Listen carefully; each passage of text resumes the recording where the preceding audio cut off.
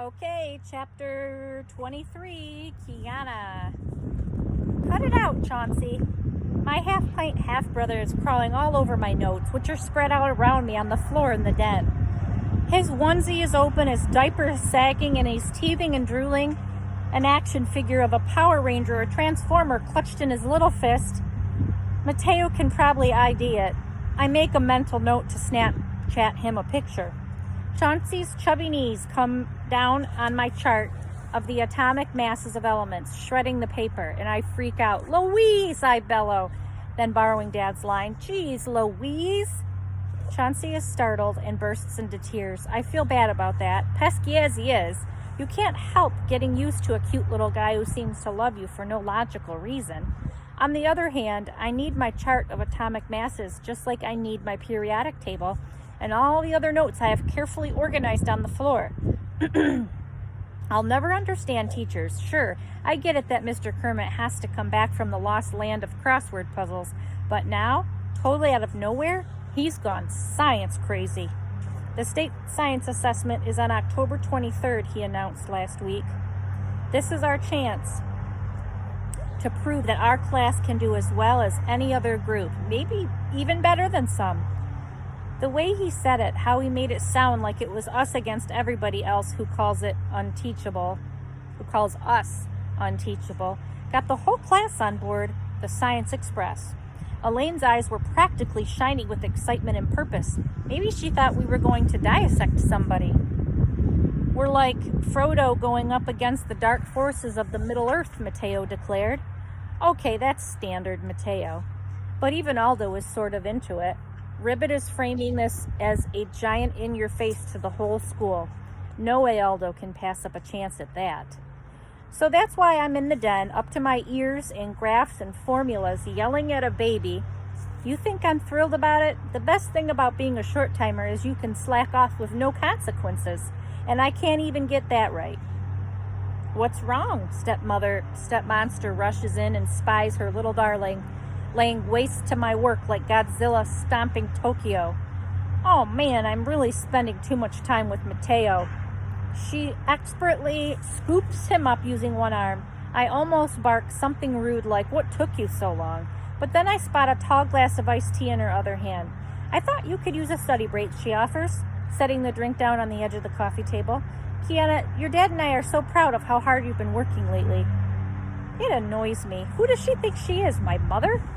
She's definitely not that. I know, because she is not on a movie set in Utah, leaving me in exile. Chauncey hangs off her hip, arms and legs flailing.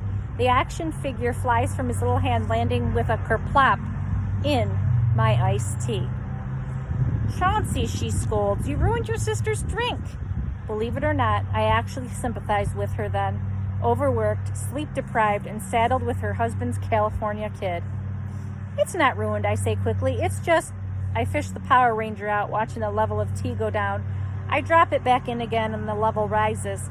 My eyes widen in understanding. Archimedes' first law of buoyancy. A floating object displaces its own weight in liquid. I've been trying to understand it all day. I sprang up and wrapped my arms around Stepmonster. Thanks for the tea. Chauncey sinks his new cut tooth into his thumb and starts bawling again. The science craze even extends to Terra Nova Motors. Jake buys these rolling whiteboards, and his mechanics show us how to calculate horsepower and torque. We have a contest to see who can be the quickest to label the parts of an internal combustion engine. Parker wins, even though some of his spellings are a little creative, like crankshaft being scarf-think.